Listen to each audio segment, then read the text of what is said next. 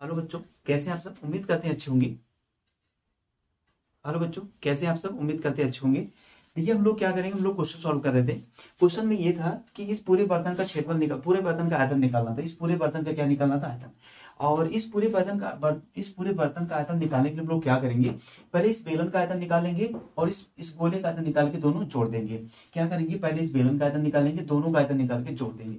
और देखो, इस बेलनाकार भाग की ऊंचाई 8 सेंटीमीटर दी गई थी और इसका जो व्यास था 2 सेंटीमीटर दिया गया था।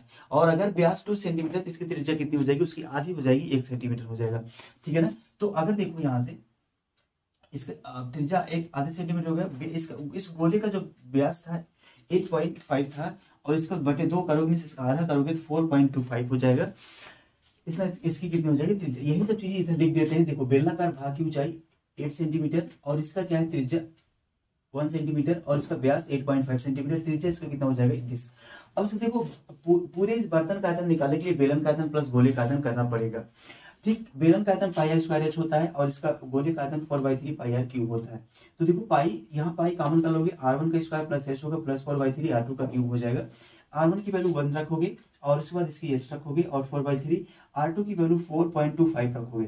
अब देखो 4.25 यहाँ नीचे आते हैं, पाई वैसे है और इसका एक मल्टीप्लाई करोगे कितना होगा? वही रह जाएगा। और 4/3 है।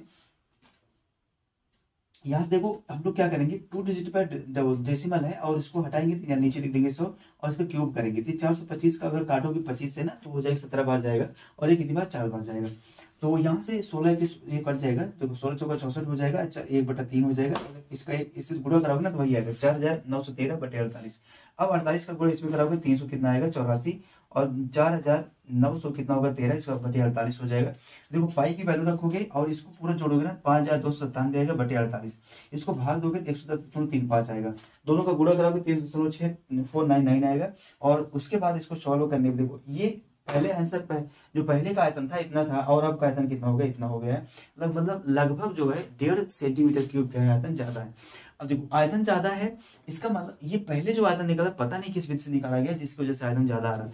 लेकिन हम लोग जो कम आ रहा था, हम लोग निकाले कितना? जो आयतन है वो ज्यादा आ रहा है। तो ये आयतन हम लोग एकदम सेम टू सेम, मतलब इस बाई फिगर से, बाई क्वेश्चन के अकॉर्डिंग निकाले हैं। ये किस अकॉर्डिंग से निकाला था मुझे नहीं पता, बट ये क्वेश्चन क्या है, ये आंसर क्या है? गलत है। तो इस पूरे बर्तन का जो आयतन होगा 346 कितना होगा? 499 सेंटीमीटर का क्यूब होगा। तो आई होप आपको सारा क्वेश्चन और सारा डिटेल इसका स्क्रीनशॉट लीजिए। आई होप आपको सारा क्वेश्चन और पूरा समझ में आया होगा। मिलते हैं नेक्स्ट में, तब तक के लिए जय।